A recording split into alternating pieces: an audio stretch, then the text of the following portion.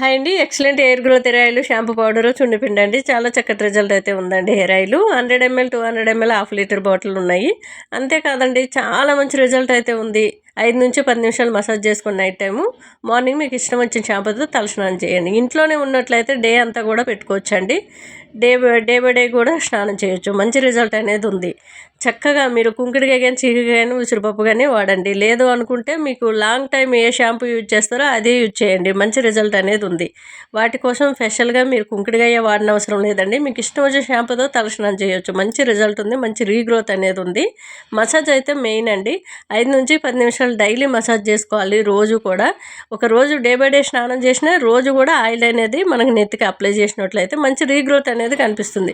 చాలామంది పలసగా ఉంది నెత్తి, అసలు హెయిర్ రావట్లేదు, హెయిర్ ఊడిపోతుంది అనుకునే వాళ్ళు చాలా మంచి రిజల్ట్ అయితే ఉందండి. హాయ్ అండి. Excellent hair growth hair oil 100 ml 200 ml half litre bottle వరకు ఉన్నాయండి. సున్నిపిండి అండి, చాలా మంచి రిజల్ట్ ఉంది.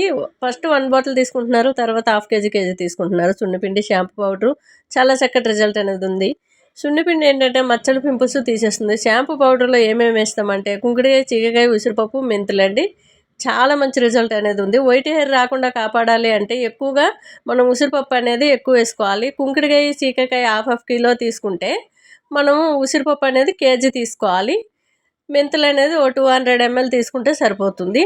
చాలా మంచి రిజల్ట్ అనేది ఉందండి. డాండ్రఫ్ తీసేయడమే కాకుండా వైట్ హెయిర్ రాకుండా మంచి రిజల్ట్ అనేది ఉంది.